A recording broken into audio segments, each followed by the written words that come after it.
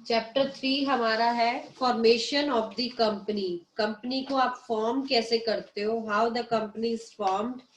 हम इसकी revision start कर रहे हैं। कंपनी को अगर हम फॉर्मेशन की बात करें, जॉइंट स्टॉक कंपनी को, तो there are certain legal procedures for its formation. ठीक है ना। सम प्लान्ड और हम कह सकते हैं कॉन्शियस एफर्ट्स उठाने होते हैं हमें, जिनसे आप एक कंपनी को प्रॉपर एस्टेब्लिश कर सकते हो। कुछ स्टेजेस है जिसको आपने फॉलो करना पड़ता है, जिसके बाद आप एक जॉइंट स्टॉक कंपनी है स्टार्ट अपनी कर सकते हो। अब वो कंपनी प्राइवेट भी हो सकती है, पब्लिक भी हो सकती है।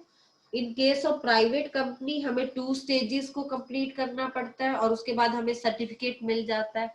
But in case of public company हमें 4 के 4 स्टेजेस जो है उनको कवर अप करना पड़ता है। तो फर्स्ट स्टेज जो है हमारी वो है प्रमोशन स्टेज। प्रमोशन स्टेज जो है वहां हमें फर्स्ट आइडिया जो है, कॉन्सेप्ट ऑफ आइडिया जो है कंपनी स्टार्ट करने का, वो फॉर्म्ड होता है। It includes planning, organizing of all the resources which are required to form the company. और अगर हम कह सकते हैं प्रमोशन, जो वर्ड प्रमोशन है इसमें क्या इंक्लूड है, न्यू आइडियाज है, प्लानिंग है, डिस्कवरी है, इन्वेस्टिगेशंस है, असेंबलिंग है। ठीक है, ये सब चीजें अगर आप इंक्लूड कर दो टू फॉर्म या सेटअप अ न्यू बिजनेस, तो ये हम सारी चीजों को ध्यान में रखते हैं। और जो पर्सन इन सब एक्टिविटीज को परफॉर्म करता है उसे आप क्या कहेंगे, प्रमोटर। तो मेनली प्रमोटर क्या है, एक वो पर्सन है, एक वो आइडेंटिटी है जो हमें आइडियाज देता है, जो हमें कन्विंस करता है, जो हमें अपॉर्चुनिटीज देता है कि हम जो अपनी मटेरियल है, मशीन्स है, एबिलिटीज है, रिसोर्सेज है, उनको प्रॉपर यूटिलाइज करें, उनको किसी पर्टिकुलर फॉर्म में डालें। तो आप आ जाते हैं फंक्शंस ऑफ अ प्रमोटर। तो एक फंक्शंस क्या होते हैं प्रमोटर के, वेरी वेरी इंपॉर्टेंट है। आप इसे स्टेजेस ऑफ प्रमोशन भी कह सकते हैं या एक फंक्शंस ऑफ प्रमोटर भी कह सकते हैं। फर्स्ट है आइडेंटिफिकेशन ऑफ बिजनेस अपॉर्चुनिटीज। जो फर्स्ट ऑफ फॉरमोस्ट ड्यूटी होती है एक प्रमोटर की, कि वो डिस्कवरी करता है, वो आइडियाज लाता है कि कौन सा बिजनेस आपने सेटअप करना है। जो वो आइडियाज होते हैं वो न्यू न्यू आइडियाज होते हैं ताकि आप अपने बिजनेस को एक्सपेंड कर सकें। जो प्रमोटर्स है वो एनालाइज करता है सारी अपॉर्चुनिटीज को, जो भी आपके पास प्रोडक्ट है, जो भी आपके पास इन्वेस्टमेंट है, उन सारी चीजों को एनालाइज करता है और उसके बेसिस पे आपको कुछ स्टडी करके बताता है। वो स्टडी क्या है, वो स्टडी को बोलते हैं, सेकंड पॉइंट आ जाएगा फिजिबिलिटी स्टडी। फिजिबिलिटी स्टडी को आप बोलते हैं किसी चीज को आप कन्वर्ट करना प्रॉफिटेबल चीज में। हम चाहते हैं ना हमारा पैसा ऐसा इन्वेस्ट हुए कि हमें डबल ट्रिपल प्रॉफिट्स हो, हर कोई यही चाहता है। तो प्रमोटर वो स्टडी करता है, वो इन्वेस्टिगेट करता है, वो डिटेल स्टडी करता है किस चीज के बारे में, कॉस्ट, प्रॉफिटेबिलिटी, प्रोडक्शन का प्रोसेस कैसे रहेगा, डिमांड क्या होगी। जब प्रमोटर्स इन सब चीजों को आइडेंटिफाई करता है तो वो कुछ स्पेशलिस्ट की हेल्प लेता है, जैसे चार्टर्ड अकाउंटेंट्स हो गए, इंजीनियर्स हो गए, ये इन्हें डिटेल स्टडी करने में हेल्प करते हैं प्रमोटर्स को। और एक रिपोर्ट तैयार करते हैं जिसमें सारे डिसीजंस होते हैं कि बिजनेस का क्या साइज रहेगा, कैसी लोकेशन होगी, कितना आप कैपिटल इन्वेस्ट करोगे। तो ये सारी स्टडीज करने के बाद वो इस डिसीजंस पे आता है। कौन सी 3 स्टडीज होती है जो मेन इनकी स्टडीज होती है। फर्स्ट आ जाएगा टेक्निकल स्टडी। टेक्निकल स्टडीज की बात करें, नाम ही टेक्निकल है। टेक्निकल मींस कुछ इंप्लीमेंट करना है, कुछ रॉ मटेरियल में, कुछ आप कह सकते हो इनपुट्स में, टेक्नोलॉजी में कुछ चेंजेस करना। ठीक है ना। मींस अगर आपको कुछ प्रोड्यूस करना है तो उसके लिए आपको टेक्निकली उस बात में स्टडी होनी चाहिए कि कौन कौन सी टेक्नोलॉजीज होगी, कहाँ से आप रॉ मटेरियल लाएंगे, कौन सी मशीनरीज आप इंपोर्ट करोगे। ठीक है, हमारी कंट्री में क्या क्या अवेलेबल है।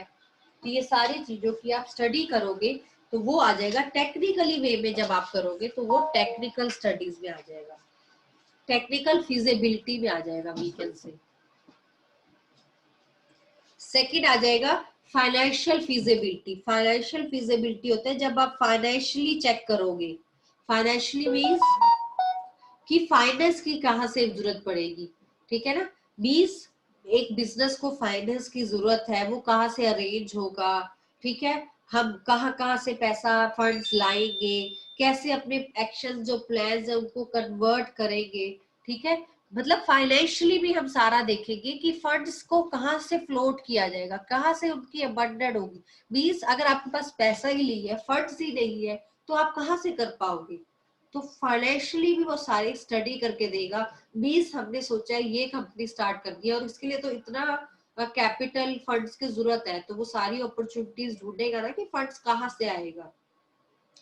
थर्ड आ जाएगा इकोनॉमिक फिजिबिलिटी। इकोनॉमिक फिजिबिलिटी होता है कि जो प्रमोटर है वो चाहता है कि आप वही चीज में अपना फंड्स लगाएं जहां आपको प्रॉफिट्स हो, कोई ये तो नहीं चाहेगा कि लॉस हो। तो जो प्रमोटर्स है वो एक्सपर्ट्स की हेल्प से यही स्टडी करेंगे कि किन चीजों में ज्यादा फंड्स आते हैं, किन चीजों में ज्यादा प्रॉफिट्स होते हैं, और जो ज्यादा प्रॉफिटेबल होंगे वहां हम पैसा इन्वेस्ट कर देंगे। तो ये हमारा सेकंड पॉइंट हो गया, जहां प्रमोटर पहले में क्या था, वो आइडेंटिफाई करेगा बिजनेस अपॉर्चुनिटीज को। फिर सेकंड पॉइंट आ जाएगा, वो स्टडीज करेगा, 3 तरह की फिजिबिलिटी स्टडीज करेगा, टेक्निकली, फाइनेंशियली और कह सकते हो इकोनॉमिकली। थर्ड आ जाएगा नेम अप्रूवल। अब ये सब करने के बाद वो नेम को अप्रूव करवाएगा, क्योंकि एक नाम देना कंपनी को बहुत जरूरी है, ठीक है। हम मान के चलते हैं जो 2 कंपनीज है उनका एक जैसा नाम नहीं हो सकता, तो हर कंपनी को अपना जो नेम है उसको अप्रूवल करवाना पड़ता है रजिस्ट्रार से, ठीक है। और रजिस्ट्रार देखेगा कि वो नाम मैच ना हो किसी जो हम कह सकते हैं अनदर कंपनी से के साथ। तो जनरली जो होता है, रजिस्ट्रार आपको लिस्ट दे देता है कि ये नेम्स ऑलरेडी है, आप मैच कर लो, आपने ये वाला नेम नहीं रखना, आप कोई और रख लो। मतलब कि वो आइडेंटिकल नेम नहीं होना चाहिए, डिफरेंट होना चाहिए। फोर्थ आ जाएगा fixing up significance to memorandum of association. Promoter फिर डिसाइड करेगा about the people who signing the memorandum, की जो मेमोरेंडम ऑफ एसोसिएशन आपका तैयार होगा उनको साइन कौन करेगा। उनको साइन करने के लिए आपको यूजुअली कौन चाहिए, डायरेक्टर्स चाहिए। जो डायरेक्टर्स होते हैं, प्रमोटर्स क्या करते हैं, उनका रिटर्न कॉन्सेंट लेते हैं डायरेक्टर्स का, और उनको बोलते हैं कि आप हमारे क्वालिफिकेशन जो शेयर्स है उनको परचेज करो। वो रिटर्न कॉन्सेंट जो होता है वो एक्ट एज अ डायरेक्टर्स करते हैं, ताकि जो क्वालिफिकेशन शेयर्स है वो परचेज कर सके। मीन्स हमें किसी के हवाले छोड़ना पड़ेगा जो कंपनी को सारा मैनेज करेंगे, और वो कौन होते हैं, एक तरह के बोर्ड ऑफ डायरेक्टर्स ही होते हैं। फिफ्थ आ जाएगा अपॉइंटमेंट ऑफ प्रोफेशनल्स। अब ये सारा वर्क करने के लिए हमें प्रोफेशनल्स रखने पड़ेंगे, जिसमें ब्रोकर्स भी हो सकते हैं, अंडर राइटर्स भी हो सकते हैं, ठीक है। जो ये देखेंगे कि कहाँ से शेयर्स डील होंगे, कहाँ कहाँ मार्केट कैपिटल होगी, बैंकर्स की जरूरत पड़ सकती है जो हमें बताएंगे फाइनेंशियल डीलिंग कैसे होगी। तो इन एक्सपर्ट्स की जरूरी है। ये एक्सपर्ट्स में सीए भी हो सकता है, ऑडिटर भी हो सकता है, बैंकर्स भी हो सकता है, जो हमें सारी इंफॉर्मेशन प्रोवाइड करवाएगी। और लास्ट हो जाता है प्रिपरेशन ऑफ नेसेसरी डॉक्यूमेंट्स। जो प्रमोटर्स है वो स्टेप उठाएगा कि हम लीगल डॉक्यूमेंट्स जो भी है वो सबमिट करें अकॉर्डिंग टू लॉ, जो रजिस्ट्रार ऑफ कंपनीज 2013 में गिवन है। ये जो डॉक्यूमेंट्स हैं ये हो सकते हैं memorandum of association, article of association, prospectus, and कह सकते हैं सिग्नेचर, या वो ऑथराइज कैपिटल के बारे में होता है वो वाला डॉक्यूमेंट। तो ये सारे डॉक्यूमेंट्स जो है जो प्रमोटर है उसको प्रिपेयर करवाता है। क्लियर है। फॉर्मेशन ऑफ द कंपनी का first point, first stage that is promotion. तो ये 6 पॉइंट्स है, 6 के 6 पॉइंट्स आपको अच्छी तरह लर्न होने चाहिए। मोस्टली क्वेश्चन आ जाता है प्रमोटर्स के ऊपर, स्टेजेस ऑफ प्रमोशन के ऊपर, तो इसको अच्छी तरह रिवाइज कर लेना। अभी कोई डाउट है तो अभी के अभी मेरे साथ पूछ लीजिए। हाँ जी, Abhay Sharma, Akhilesh, ma'am fourth point repeat कर दो। First point, fourth. First and fourth. Yes ma'am. First point है आइडेंटिफिकेशन ऑफ बिजनेस अपॉर्चुनिटीज। ये स्टेज कहता है प्रमोशन की, यहाँ से बिगन होता है कि डिस्कवरी, एक आइडिया जो है उसको सेटअप करो। 20 जो प्रमोटर होते हैं उनका फर्स्ट वर्क ही यही होता है कि वो बिजनेस के आइडियाज दे हमें। वो अच्छे अच्छे आइडियाज लेके आते हैं ताकि जो हमारा बिजनेस है, जो हमारी कंपनी है, हम उसको कैसे एक्सपैंड कर सकते हैं, उसको कैसे स्टार्ट कर सकते हैं। जो प्रमोटर्स होते हैं वो आइडेंटिफाई करते हैं कि कहाँ हमें प्रॉफिट होगा, किस एरियाज में हमारा काम करने का बेटर रहेगा, कहाँ हम ज्यादा एक्सपेंड कर सकते हैं। तो वो एनालाइज करता है। फर्स्ट पॉइंट है कि वो एनालाइज करता है, आइडेंटिफाई करता है कि किस बिजनेस में हमें जाना चाहिए, किस काम में हमें करना चाहिए। उसके लिए वो रिसोर्सेज देखेगा, कैपिटल देखेगा, उस काम में कितना रिस्क है वो सब देखेगा, तो वो सब बताएगा। और फोर्थ पॉइंट आ जाता है फिक्सिंग अप सिक्योरिटीज। इस पॉइंट का मतलब क्या है, जो प्रमोटर्स होते हैं वो डिसाइड करते हैं कि मेमोरेंडम को साइन कौन करेगा। मेमोरेंडम क्या है, एक हमारा डॉक्यूमेंट है जिसमें कुछ लोगों के साइन होने जरूरी होते हैं। और वो जो लोग होते हैं वो बड़े इंपॉर्टेंट होते हैं, वो डायरेक्टर्स होते हैं कंपनी के। तो प्रमोटर उनकी रिटन कॉन्सेंट से उनको डायरेक्टर्स बनाएगा और उनको क्वालिफिकेशन शेयर जो है उनको प्रोवाइड करवाएगा। ये जरूरी होता है क्योंकि यही से स्टार्ट होता है कि कंपनी में हमारे डायरेक्टर्स कौन होंगे, फिर वही सारी आगे वर्क को देखेंगे। तो कहीं ना कहीं उनकी साइनिंग, मतलब उनके सिग्नेचर्स की जरूरत होती है। क्लियर? Yes ma'am. हाँ जी, राहुल, आर्यन, कल टेस्ट और कल सेस सबने देना है। राहुल आपने भी, आपने अभी तक राहुल एक भी टेस्ट दिया है? मैम कौन से चैप्टर का है? इसी चैप्टर का है जो टॉपिक अभी चल रहा है। ओके। राहुल और आर्यन, आपने कभी अभी तक टेस्ट दिए हैं?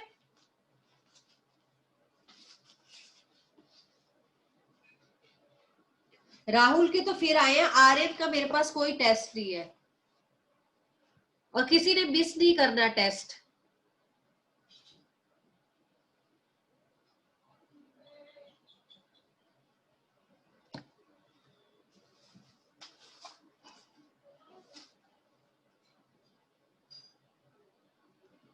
कंपनीज का जो है, कंपनीज 2013 के बारे में पूछा गया है। कंपनीज जो है, ज्वाइंट स्टॉक कंपनी, हमने चैप्टर सेकंड में किया था कि ज्वाइंट स्टॉक कंपनी क्या होता है। ये एसोसिएशन है 2 और मोर पर्संस की।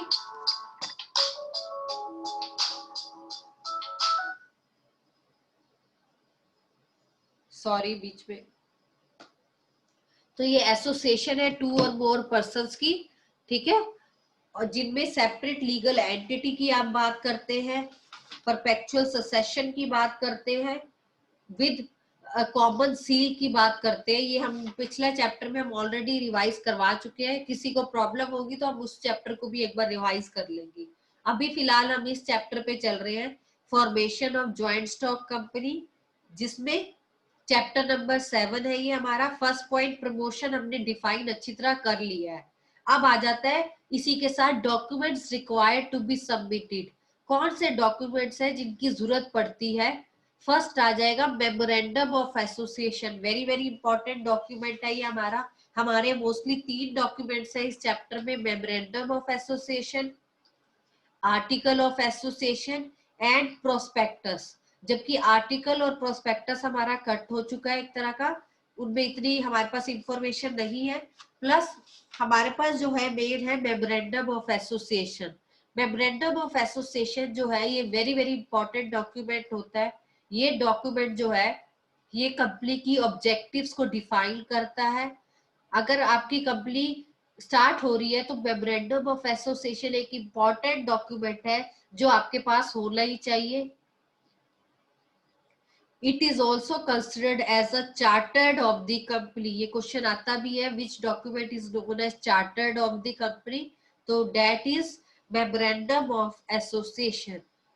अब होता क्या इस मेमोरेंडम ऑफ एसोसिएशन में, इस मेमोरेंडम ऑफ एसोसिएशन में हमारे पावर्स और ऑब्जेक्टिव्स कंपनी के गिवन होते हैं कि एक कंपनी जब स्टार्ट हुई है तो उसके क्या क्या पावर्स है, उनके क्या क्या ऑब्जेक्टिव्स है, तो उस वो सारी इंफॉर्मेशन इसमें गिवन होती है। इसमें स्कोप ऑफ ऑपरेशन गिवन होता है, मींस एक कंपनी कहाँ तक जाएगी, कितना एक्सपैंड हो सकती है, तो वो सारा उसमें गिवन होता है।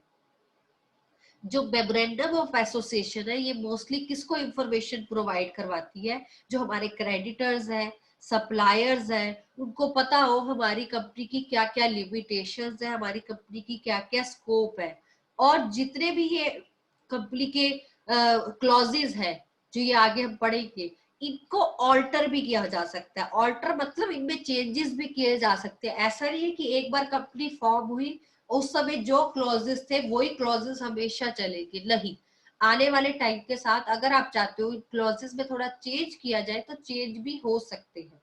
तो फर्स्ट क्लॉज है, इन्हें बोलते हैं कंटेंट्स और clauses of memorandum of association. ये मोस्टली क्वेश्चन आ जाता है। तो फर्स्ट है इसमें नेम क्लॉज, सेम है।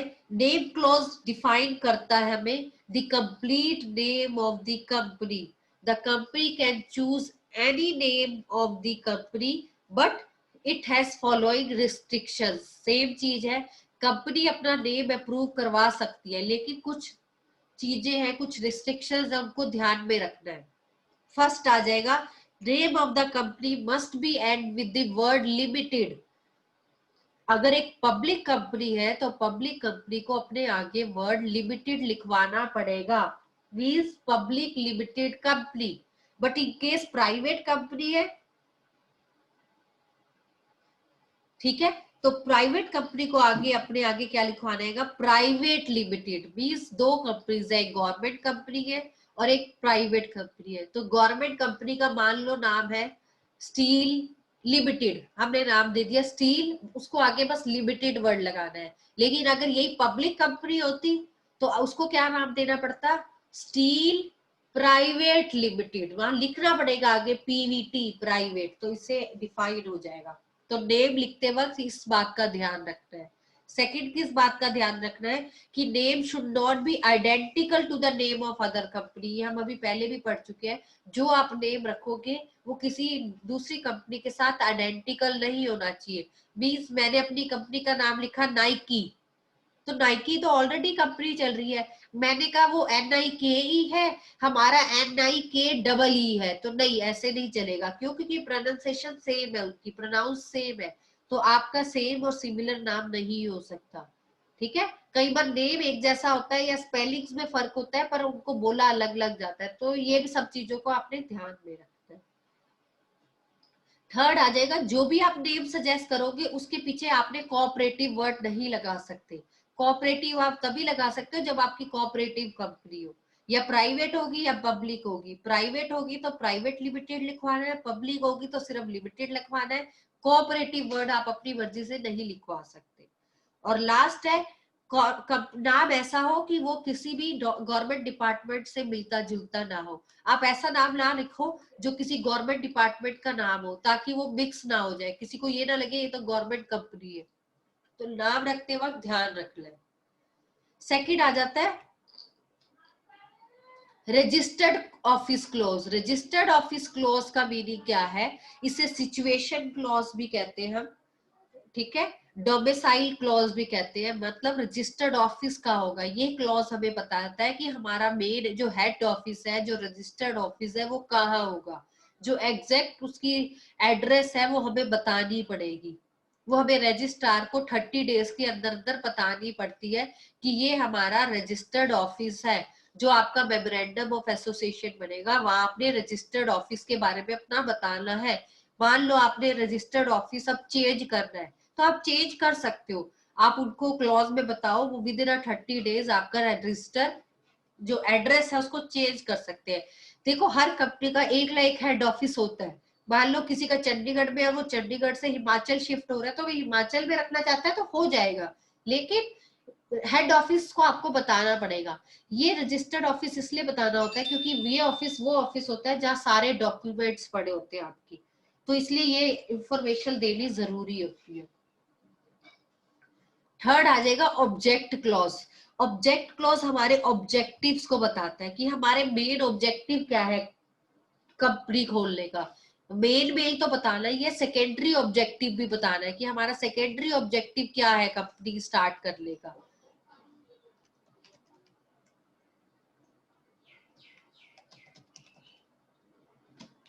तो जब आप कंपनी के ऑब्जेक्टिव्स बताओगे तो वहां आपने मेन ऑब्जेक्टिव के साथ आपने सेकेंडरी ऑब्जेक्टिव्स भी बताना है, कंपनी को डिफाइन करना है कि कंपनी के क्या क्या स्कोप और कंपनी की क्या क्या लिमिटेशंस है। मींस आपका मेन ऑब्जेक्टिव क्या है कंपनी स्टार्ट करने का। आपका ऑब्जेक्टिव लीगल होना चाहिए, इलीगल नहीं होना चाहिए। आपका ऑब्जेक्टिव ऐसा होना चाहिए जो लॉ के अकॉर्डिंग हो, अगेंस्ट जाके ना हो। आपका ऑब्जेक्टिव ऐसे हो जो मॉरली सपोर्ट करे, moral law code of conduct को सपोर्ट करे। तो वो आपको ऑब्जेक्टिव अपना एक्सप्लेन करना पड़ेगा। फोर्थ आ जाता है liability clause. Liability clause define करता है कि नंबर ऑफ मेंबर्स कितने हैं हमारी कंपनी में, कंपनी की लाइबिलिटी कैसे है, लिमिटेड बाय शेयर है या लिमिटेड अनपेड शेयर है। जैसे हमने पहले ही बोला है, इसमें एग्जांपल भी दिया हुआ है कि एक शेयर होल्डर है, उसने 1000 शेयर्स परचेज किए 10 रुपीज ईच के, यानी कि टोटल उसने 10,000 की शेयर्स परचेज किया है और वो कंपनी को ऑलरेडी 6 रुपीज पर शेयर दे चुका है, यानी कि 6,000 वो दे चुका है। कल को अगर कंपनी को लॉस होता है, कंपनी का कोई वर्क केस आता है, तो हम कितने के लिए लाइबल है? ओनली 4,000 के लिए। क्यों? क्योंकि 6,000 हम ऑलरेडी कंपनी को दे चुके हैं। तो लाइबिलिटी क्लॉज हमारी लाइबिलिटी को एक्सटेंड करता है कि हमने कितना पेड करना है unpaid of the share on by they. या अनपेड का मतलब क्या है? जितना हमने पे नहीं किया हम उतने के लिए ही लाइबल है। मींस अगर 10,000 में से आप 6,000 ऑलरेडी पे कर चुके हो तो 4,000 आपका जो अनपेड है वो ही आपने पे करना है। फिफ्थ आ जाएगा कैपिटल क्लॉज। कैपिटल क्लॉज हमें डिफाइन करता है कि हमारी जो कैपिटल, जो शेयर कैपिटल, जब आप कंपनी स्टार्ट करते हो तो आपको कुछ कैपिटल रजिस्टर्ड करवानी पड़ती है। उस रजिस्टर्ड कैपिटल को आप ऑथराइज कैपिटल या नॉमिनल कैपिटल भी कहते हो। ये जो कैपिटल इश्यू होती है ये ऑथराइज्ड वे में होती है और इसको आपको मेमोरेंडम ऑफ एसोसिएशन में अपने डॉक्यूमेंट में बताना पड़ता है। ये मैक्सिमम लिमिट ऑफ कैपिटल होती है। मींस मैंने कंपनी अगर 10 लाख से शुरू की है तो मैं मैक्सिमम 1 करोड़ तक जाऊंगी, तो मुझे वो सारा उसमें डिफाइन करना पड़ेगा कि मेरी मैक्सिमम लिमिट क्या है, 1 करोड़ है। तो कैपिटल जो क्लॉज है वो हमें इसके बारे में एक्सप्लेन करता है। क्लियर है? Ma'am capital third point repeat कर दो एक बार। सारे third point ma'am, third point था हमारा ऑब्जेक्ट क्लॉज। ऑब्जेक्ट क्लॉज हमारे ऑब्जेक्टिव्स को बताता है कि हमारा मेन ऑब्जेक्टिव क्या है कंपनी स्टार्ट करने का। देखो आपका कंपनी स्टार्ट करने का कुछ मेन ऑब्जेक्टिव्स होता है, कुछ अदर ऑब्जेक्टिव्स भी होते हैं। तो आपको कंपनी को डिफाइन करना पड़ेगा कि इस क्लॉज में ये बताया जाता है कि हमारा मेन ऑब्जेक्टिव क्या है, हम ये करना चाहते हैं, हम हमारा स्कोप यहाँ तक जाएगा।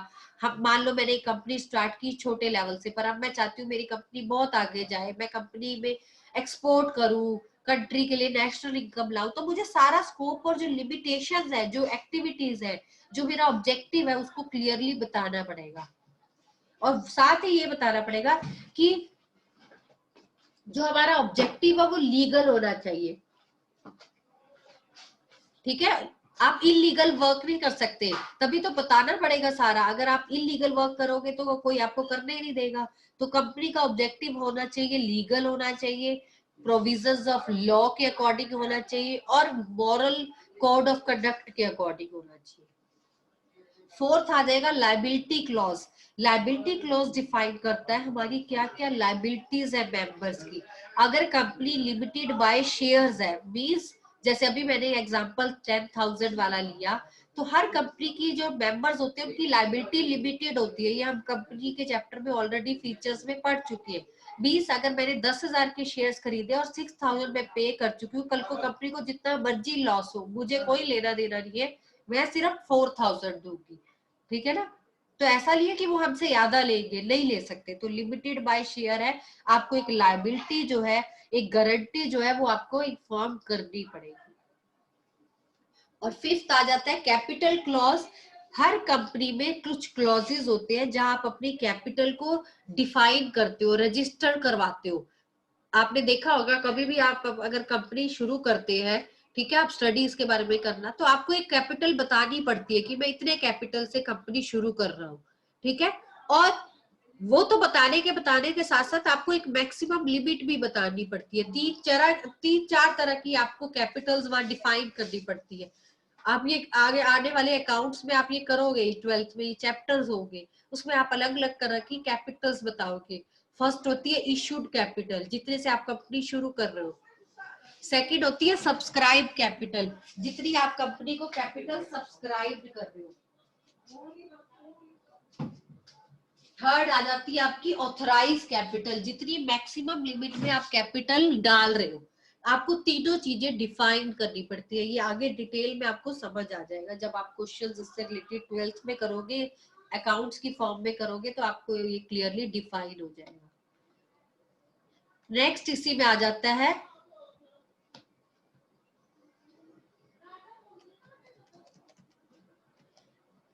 हमने 3 डॉक्यूमेंट्स की बात की थी। फर्स्ट जो मेमोरेंडम है उसकी डिटेल्स हमने कर ली। सेकंड है हमारा आर्टिकल ऑफ एसोसिएशन। जैसे मेमोरेंडम है ये तो बहुत ही इंपॉर्टेंट है, मतलब अगर एक कंपनी स्टार्ट हुई है तो उसको मेमोरेंडम ऑफ एसोसिएशन का जो डॉक्यूमेंट है ये तो बनवाना ही पड़ता है। पर जो आर्टिकल ऑफ एसोसिएशन है ये हमारी मर्जी पे होता है, ये इंटरनल डिफाइन करता है, इंटरनल अफेयर्स को डिफाइन करता है। देखो ना, एक कंपनी है जो बाहर वालों को दिखाना है अगर कुछ, तो उसके लिए तो आप बड़ा कुछ करते हो, पर अंदर अपने लिए कुछ रूल्स एंड रेगुलेशन बनाना, तो उसके लिए आपको औरों की परवाह नहीं होती, उसके लिए आपको किसी को दिखाने की जरूरत नहीं है। तो ये एक तरह का इंटरनल कह सकते हो अफेयर्स के लिए होता है। मींस जो एक कंपनी में क्या क्या रूल्स एंड रेगुलेशंस चलेंगी ये उसके लिए होता है। तो ये बनवाओ ना बनवाओ ये आपके ऊपर है ना, आपने अपनी कंपनी चलानी है, आपने देखना है आपने कैसे रूल्स चलाने हैं।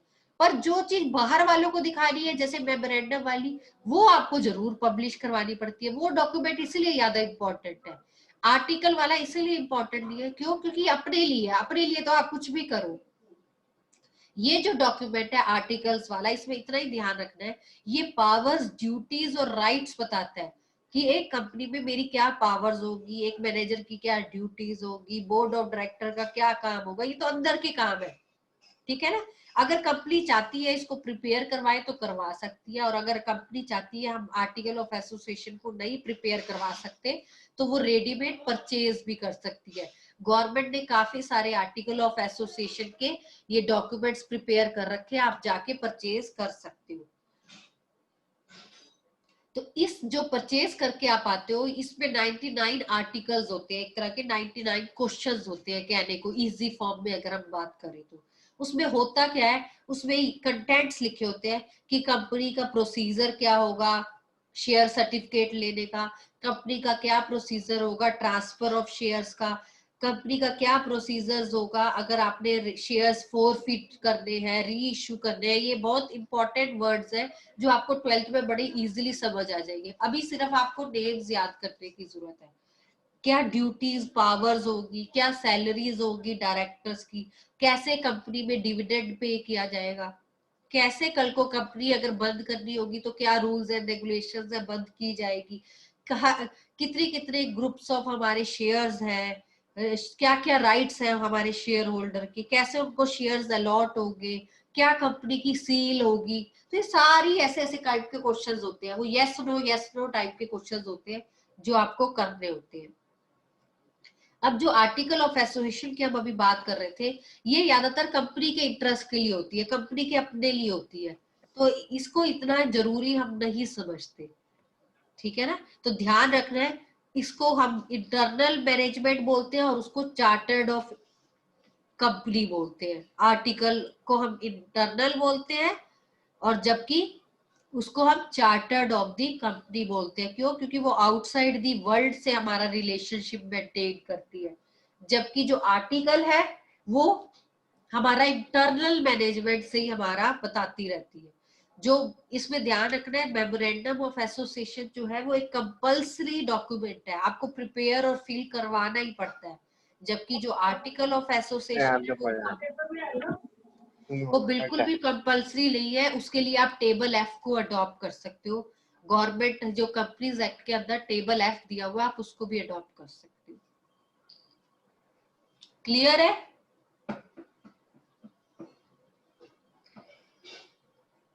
Yes ma'am. और थर्ड आ जाता है इसी में डॉक्यूमेंट प्रोस्पेक्टस का।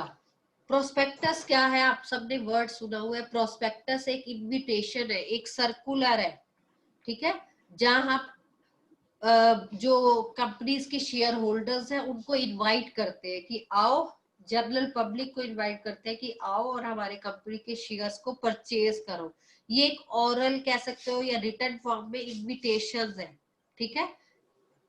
पर इसी में हमें ये भी दिया हुआ है, जब आर्टिकल है मेमोरेंडम के बाद जो प्रपोज डायरेक्टर्स होते हैं उनकी कॉन्सेंट लेनी बहुत जरूरी होती है। वो कंफर्म करते हैं कि हाँ हमने सारा एग्रीमेंट जो है जो भी है वो कर लिया, और फिर वो एक एग्रीमेंट तैयार हो जाता है।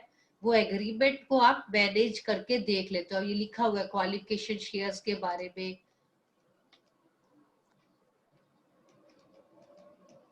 और उसके बाद डिक्लेरेशन हो जाता है, खत्म हो जाता है कि डिक्लेयर कर दिया आपने। ये हम आगे डिटेल में बाद में स्टडी करेंगे। आज के लिए आपने सिर्फ फर्स्ट टॉपिक किया कि स्टेजेस ऑफ प्रमोशन क्या है, प्लस हमने डॉक्यूमेंट साथ ही स्टार्ट किए जिसमें हमने मेमोरेंडम ऑफ एसोसिएशन उसको अच्छी तरह क्लियर किया, और दूसरा आर्टिकल ऑफ एसोसिएशन जो है उसको हमने देखा ध्यान से। तो इनकी स्टडी कर लेना। ये आर्टिकल ऑफ एसोसिएशन तक के टॉपिक का आपका कल टेस्ट होगा, ठीक है। किसी को कोई डाउट्स हो? अब आपको पहले ही पता है कि इसमें दो ही टॉपिक, पता नहीं है पीछे रह गए सारे। हाँ जी, कुछ बोलना है बोलिए।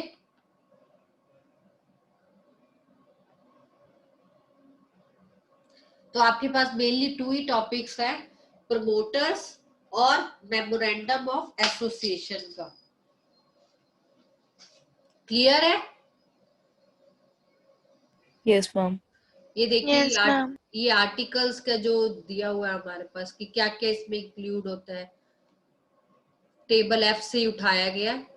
क्या प्रिविलेज कॉन्ट्रैक्ट्स होंगे, वैल्यू ऑफ शेयर्स क्या होगी, प्रेफरेंस शेयर्स क्या होंगे। शेयर्स टू टाइप के होते हैं हमारे, इक्विटी शेयर्स, प्रेफरेंस शेयर्स, ठीक है। इनकी डिटेलिंग आप 12th में करोगे, अभी सिर्फ थोड़े नेम्स ही याद रखो। कैसे शेयर्स को अलॉट किया जाता है, दिया जाता है, कैसे फिर उनसे वो पैसे जो है धीरे धीरे मंगवाए जाते हैं, कैसे ट्रांसफर होता है, फिर कैसे फोर फीचर ऑफ शेयर्स होता है। फोर फीचर का मतलब होता है कैंसिल कर देना शेयर्स को। क्योंकि कई बार क्या होता है, हम शेयर होल्डर्स तो बना देते हैं बहुत सारे, कई लोग मेंबर बन भी जाते हैं, शेयर होल्डर बन भी जाते हैं, पर बाद में उनको रियलाइज होता है कि हम तो पेमेंट दे ही नहीं पा रहे जो कंपनी को हर बार पेमेंट देनी होती है, तो फिर वो हट जाते हैं। वो हट जाते हैं तो उनके शेयर्स को कैंसिल कर देते हैं, उसको बोलते हैं फोर फीचर ऑफ शेयर्स।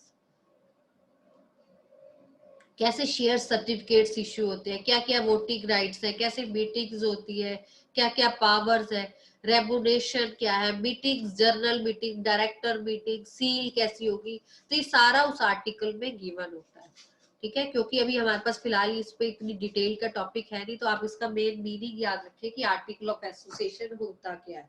क्योंकि जब भी पढ़ा जाएगा इसके बारे में तो मेमोरेंडम, आर्टिकल, प्रोस्पेक्टस ये सारे साथ ही चलेंगे। ये अभी कुछ सालों से इनको कम कर दिया गया है, हो सकता है आने वाले टाइम में फिर से इनको बढ़ा दिया जाए, फिर से टॉपिक इंक्रीज कर दिया जाए। तो आपको नॉलेज थोड़ी बहुत होनी चाहिए इससे रिलेटेड। क्लियर है? हो जाएगा रिवाइज? Yes ma'am. चलिए ठीक है फिर, ओके, बाय बाय।